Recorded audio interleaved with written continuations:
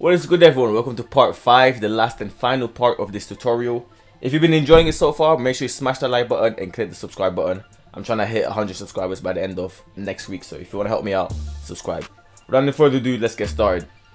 Alright, so from where we left off, you should have had the plane with the vertices down and kind of just in the middle of the mesh. So now all we have to do is parent the two. So select the little squares and then select the plane. Control P, object, keep transform.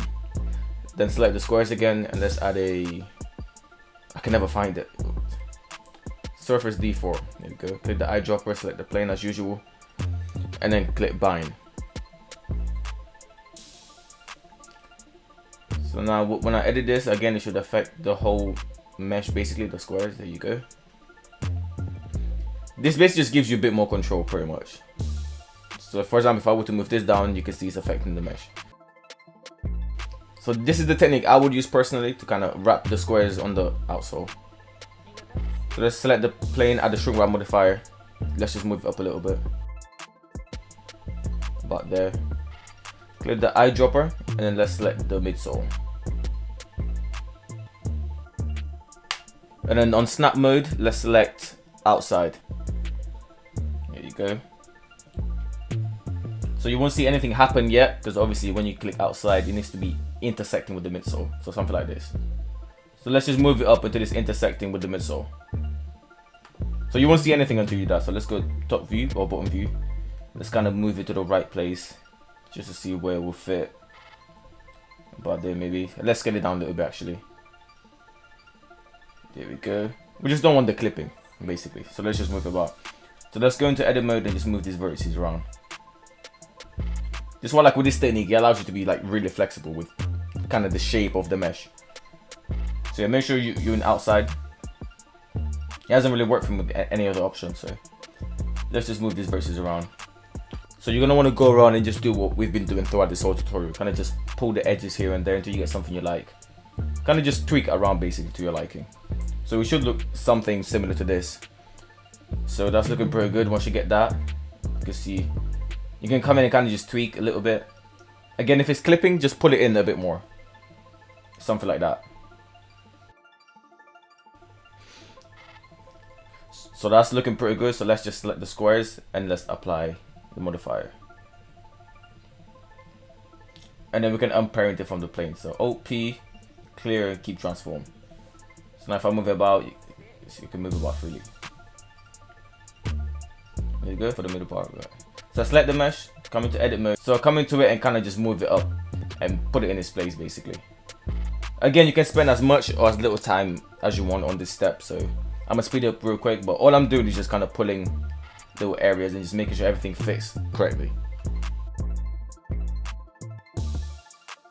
Alright, so when you're done, you should get something like this or similar to this. So let's do the exact same thing for the back.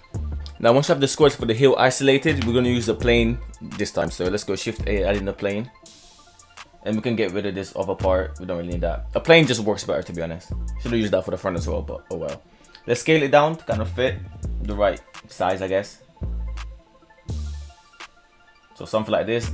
Let's subdivide as usual, add a bunch of subdivisions. You really don't need this many, but I kind of just like adding a lot. So let's add in a mesh deform. No, let's add in a surface deform. I can never find it. And then same step as usual. You bind it. Here we go. Just check to make sure it's actually working. There you go. You can see it's deforming the mesh. That looks pretty good. Pretty neat. So let's bring everything back in. And then just do the exact same steps as earlier.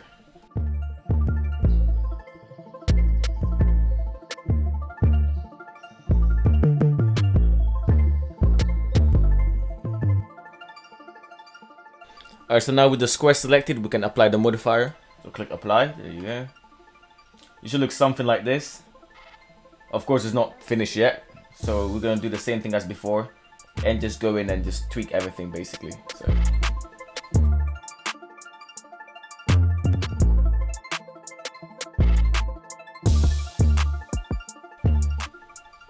Alright, so when you're finished with that, you should get something like this. Make sure you save your work and we can move on to the details. Well, the other part, details basically. Alright, so for this hill part here, this kind of lines, we're going to do the same thing as before. So we're going to use a plane and then extrude it up to the right shape, and then use a shrink wrap modifier and just basically do the same step as before. So I don't have to explain it, you should get it by now. It's the exact same technique. So start with the plane, Shift A, usual, scale it down. And we're just going to put it on the right shape basically. Kind of get the right amount. So just bring it down here, like so. Rotate a bit. Let's go into edit mode. And actually I think I'm gonna just delete all of these. Just keep 2 left. Start with those. And then I'm just gonna extrude it and just get it to the right shape basically. And I'm just using control and left click. Just add these vertices here. Something like that. And let's just go around. So just add 3 more and then press F between the 2 points.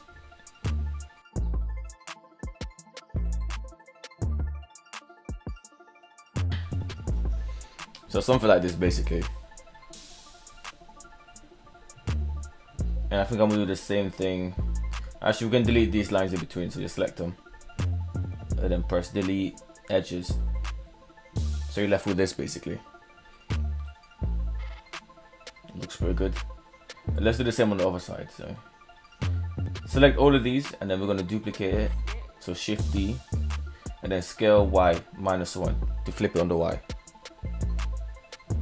Just bring it down here. Something like that. And then let's just give it the right shape.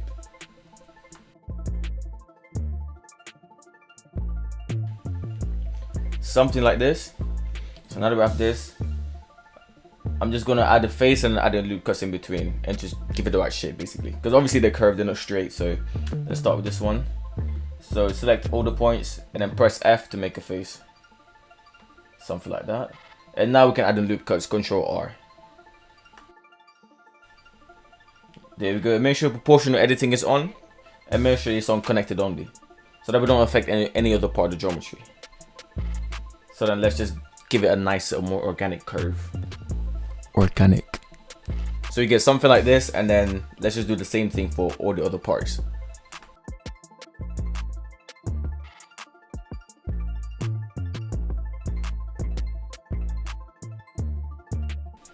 So as you can see in the reference image, it's kind of like resin in the middle.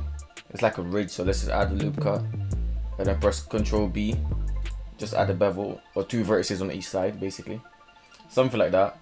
We're going to do the same thing for all of them.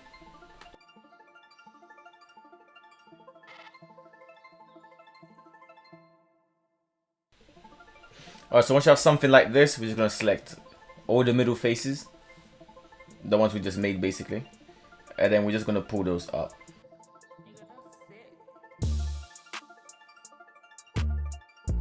So once you select all of them, let's just pull those up on the side. So turn off proportional editing, press G and just bring them up. Just bring them to the height that you like. So I'm gonna go something like this, about there. That looks pretty good. So you get something like this, as you can see. And I'm just gonna select these 2 edges on the side and add a bevel to them.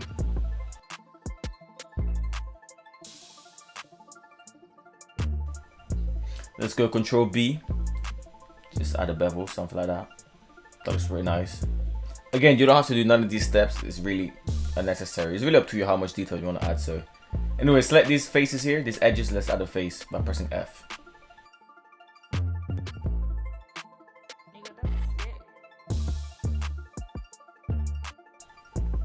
There we go. You end up with something like this. So let's select the bottom edges and search up grid fill and just apply that. So again, select the edges and search up grid fill. Now to search for something, you can either press spacebar or shift spacebar. It just depends how you set up your Blender workspace basically. And with that done, let's just add a bevel on the outer edges. I don't really like any sharp angles. Again, you have to do all of this. You can skip all of these steps, but if you want to add more detail, then just carry on basically. So I'm gonna just select all of these edges here and press Ctrl B just to add a bevel.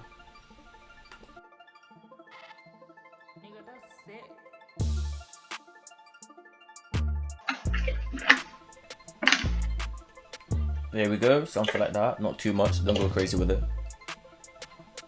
That looks pretty good. Kind of like that. So you end up with something like this basically. Let's just shade smooth. And then we're going to add the subdivision modifier. Something like that. Let's turn it up to 2. That's better. Let's go into this green triangle and turn it auto smooth. Until you get something like this basically. That looks pretty nice. So select all the outer edges and press Shift E.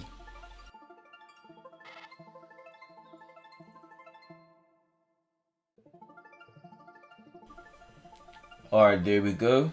Looks pretty nice. So once you have this done, we can just move over to that side. Just get it to the right place. And again, we're going to do the exact same steps as usual. So I'm going to speed this up and yeah, you should kind of get the idea.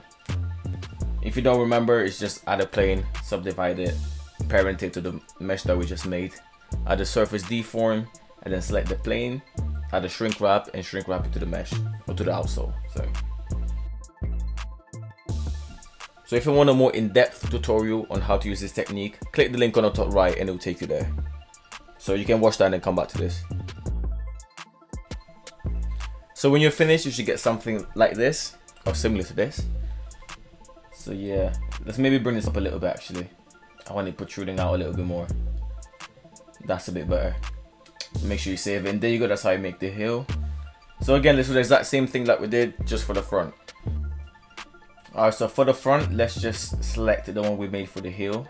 And let's duplicate it, so Shift D, let's move it over. Use the reference image as well. So clear the parent, Alt P. And then let's rotate it around, something like that. And let's scale it on the Y -1. Just to flip it basically. Again, use the reference image to help you out, and let's just kind of place it there and scale it up a little bit.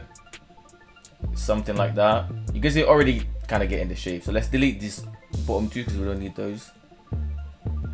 And then I'm gonna just select, I think the way I'm gonna go with this, just gonna select one of these kind of, what would you even call this shape? I don't know. I'm gonna select one of them and then duplicate it all the way around until like basically make up the whole mesh. And then I'll just bring it over. So let's do that.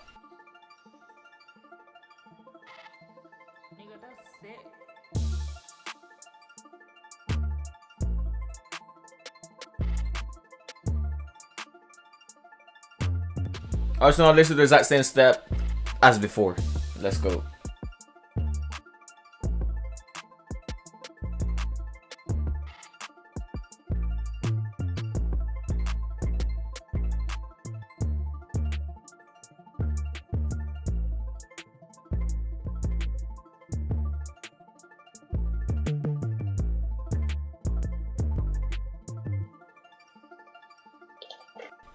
Now I can select this plane and hide it or delete it. And there you go, well done. You finished the Crocs, you finished the shoe. That's pretty much done, that's all of it done. It looks pretty nice. So you should get something like this, basically. So we're finished with it, at least the modeling side. So all we got to do now is move on to my favorite part, the materials. And then we'll be ready to render. So let's go into the materials. Alright, let's get started with the materials, the upper material. Specifically. So with the board, let's go add a new material. Let's name it Crocs. Like that. Let's open up a new tab. So just drag, wait until you see the plus sign and then drag over. And then open up another one. So you have 2 on that side. Let's go this one, let's go to shader editor. Press enter, hide the little tab. And then for the bottom one, let's go to UV editor. So let's drag and drop our texture.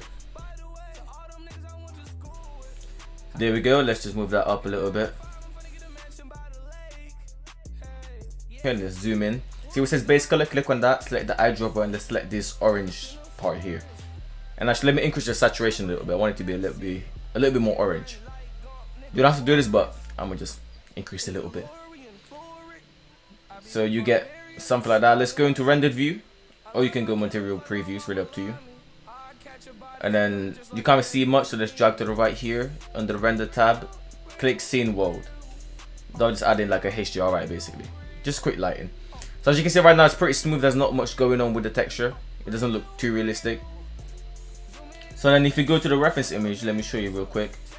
If you look on the upper, you can see there's like this kind of rough texture going on. It's kind of a little bit bumpy, so we want to add that, just add a bit more realism. So let's go Shift A, and then texture, let's add in a noise texture, if I can find it. There we go. And then Shift A again, search for a color ramp. Just back a little bit. And then let's add in a bump node. So searching for bump, there we go. This is gonna help us with our texture, so let's move this. So let's connect these two, like so, and then connect the color to the height, and then the bump into the normal. So you get something like this. I know it looks horrible, so let's just play with the settings a little bit. So coming to the bump, and let's decrease the strength down. You can see what that does. And then let's go back to this noise texture, let's increase the scale. And you can see automatically it's getting a little realistic, because obviously it was huge earlier. So let's go to about, I don't know, like let's say 200 and something. So there you go. Now you can see we're getting there, we're getting close. We added a bit of bump and make it a little bit more realistic. Let me just increase that a little bit. And there you go. We can play with the strength. Let's go something like that. And then with the color ramp, let's just adjust how strong we want the contrast to be. So let's just plug that into the roughness. So you get something like this. You can see some parts are shining, other parts are dull. That's literally what the roughness is. So let's just tweak that a little bit. Let's move this back and then select this color ramp, and let's just duplicate it over. So Shift D, and then put that in between the ones. So now we have a color ramp to help us adjust the roughness basically. So again, if you pull the black, you can see the shiny parts get shinier basically. And if you pull the white, it gets more dull. I don't know if duller is the word, so let's just select the black here and just let's make it more of a gray color. Just because we don't want it to be like super shiny, and we don't want the contrast to be from like really shiny to dull. We don't want like a hard contrast. So get something like this, and that's basically that done. So let's move on to adding the bump texture, so like dots you see. So let me show you two different ways basically. One's gonna be more realistic than the other. So let's just select this part here. Let's isolate it on its own.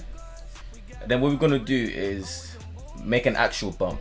So with geometry, and then use a curve to put it around the mesh. So let's get started with the bump. So Shift A, mesh, go to UV sphere. Let's just rotate it along the X 90 degrees. Scale it down to the size you want. Let me just turn this on real quick. So yeah, scale it down to about something like that, just the size you want really. It's up to you, maybe a bit smaller. Something like that basically. Let's bring it back down. Let's go into edit mode. Let's just zoom in.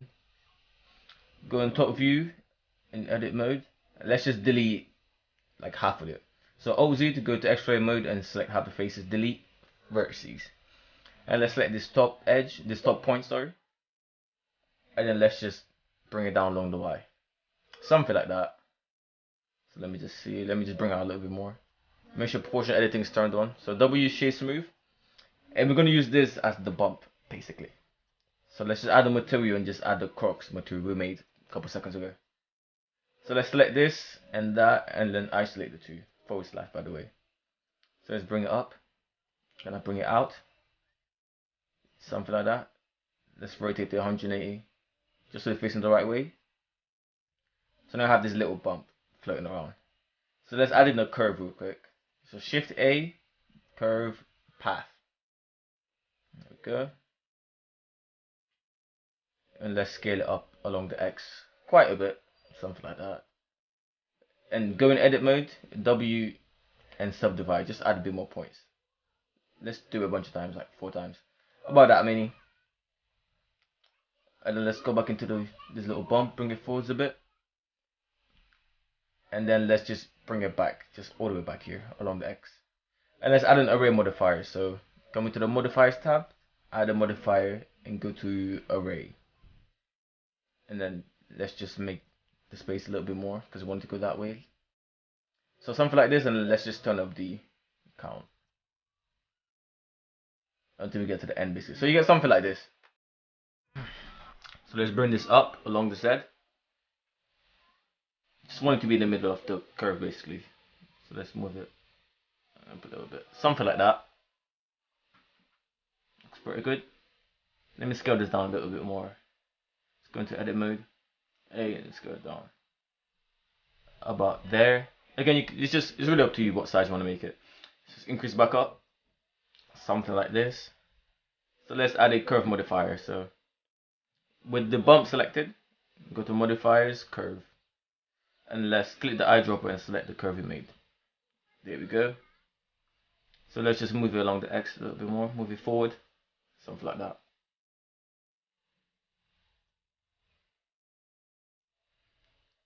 So now whenever we edit the curve, it will affect the bump basically. So let's select the curve, okay, edit it, and now you can see it moves around.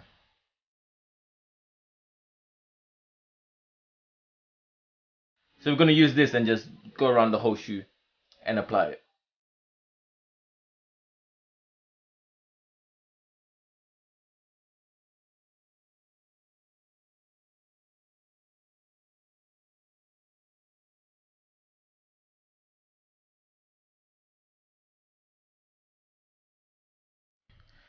Let's just hide half of the face just to make our life easier.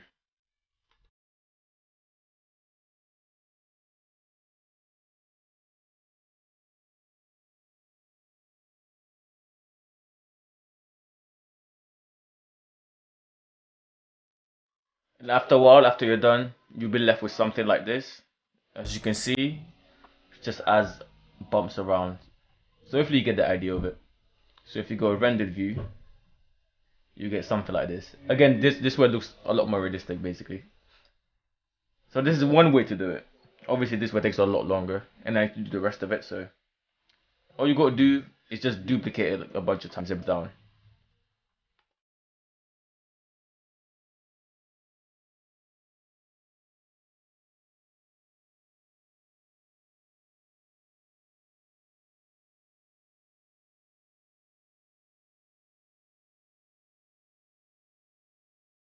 Now, so when you're done duplicating it and deleting some of it that you don't need, you'll be left with something like this. You can see it looks really good. This is my preferred way of doing it. Of course, it takes a lot longer, but as you can see, it looks much better. Now, let's try the second way. Alright, so for the second method, we're going to use a height map. So all you need is a plane, so just add it in, and one of the dots that we made earlier. So Shift A, Mesh, and then UV Sphere. So once you have these two, let's select the dot. Place it like on the top left corner, and then we're going to add in Array Modifier. Now to modifiers, array, kind of like before. Let's space it out. You can choose the space you want, really, it's up to you.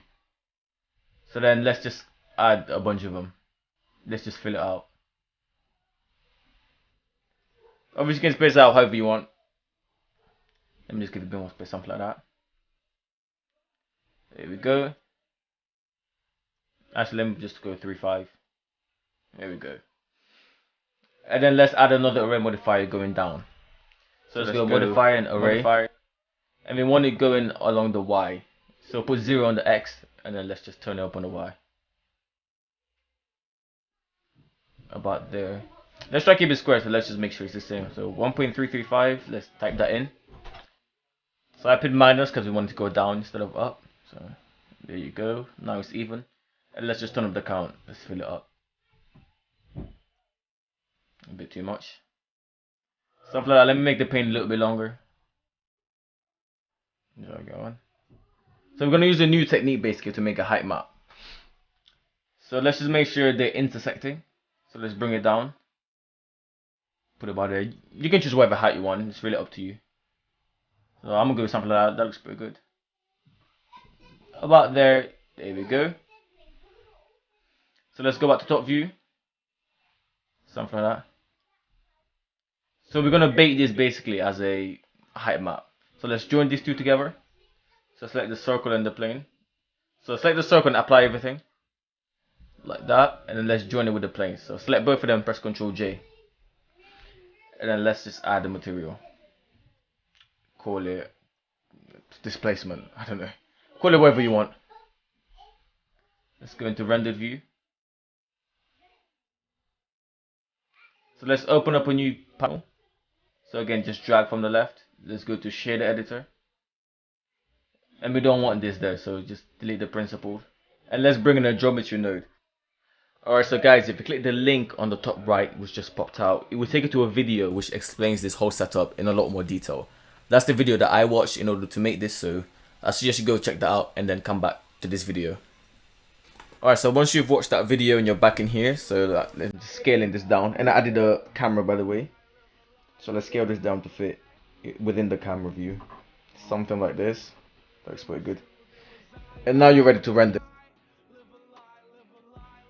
Alright, so now to export your height map, we're going to use that to add more detail basically. So as of right now, we just have the material we made earlier, the Crocs material with like the little bumps.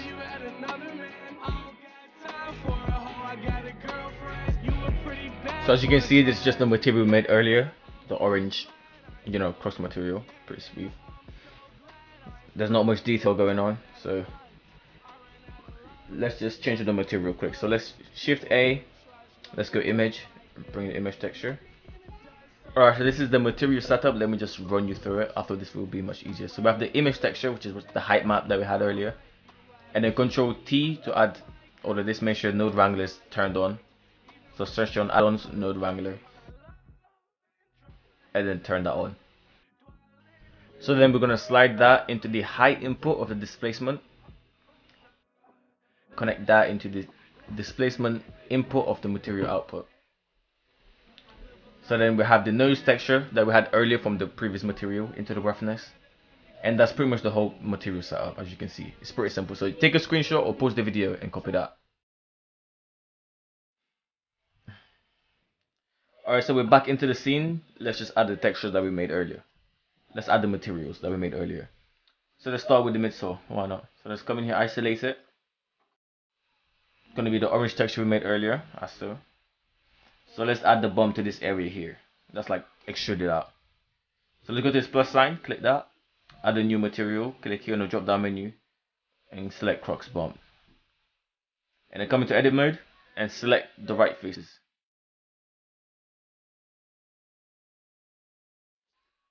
Let's open up a panel here on the side and bring this up.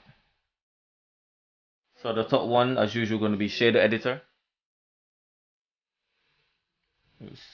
And then down here, we're going to go into the UV editor. So in the UV, come to the drop down menu here and select the height map that we made earlier.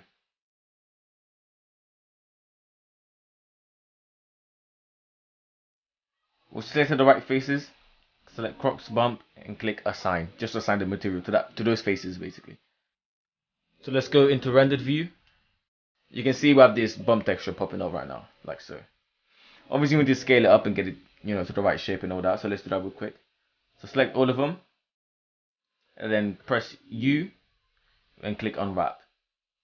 So you can see it's already a bit more uniform, but we still need to tweak a little bit. So let's come down here and let's scale it down. Press A and let's just align the UVs. So scale it up. And that's basically how you add a bumpy texture using a height map. Now that we have that, let's just add the normal material back on, and obviously I prefer adding the actual geometry because it looks better. So as you can see, I just turned that back into the normal cross material, and then let's just turn on the bumps real quick. If I can find it. Now let's move on to adding textures to the side logos. Alright, so firstly, let's just go around adding the material to all the different parts. I'm using the Crocs material, the first one we made.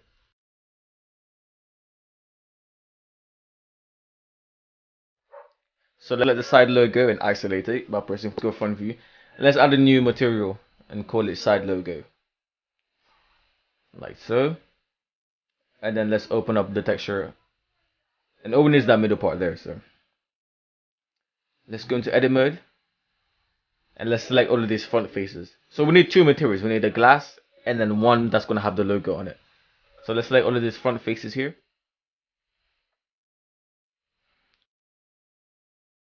And then come down to the right to the plus icon. Let's add a new material and call it glass. Like that.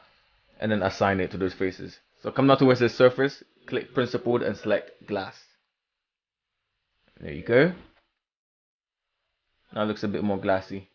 So now let's select these back faces here. All of these. And choose side logo and assign.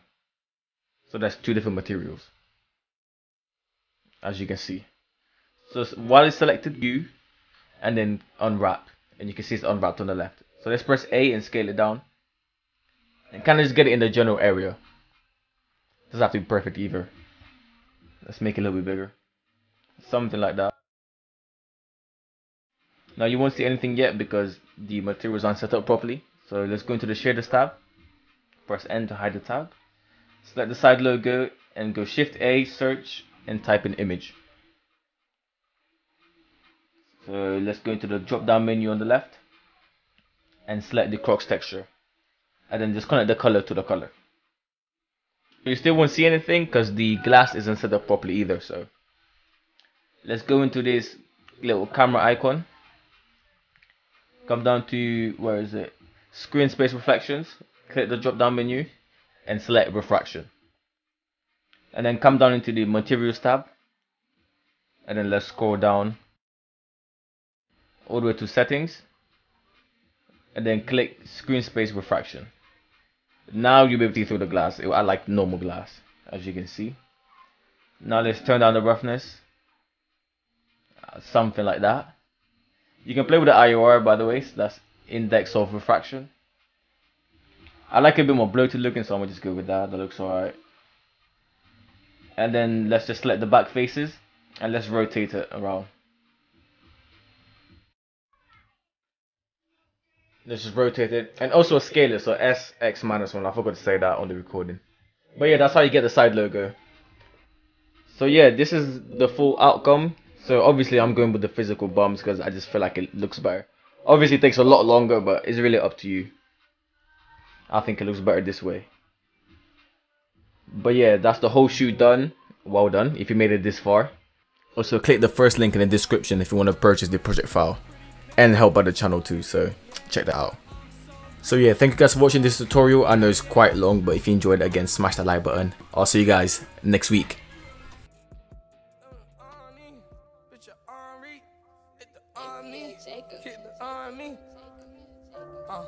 Cool. You got a few niggas, I got an army. You got a few guns, we got an armory. I'm with them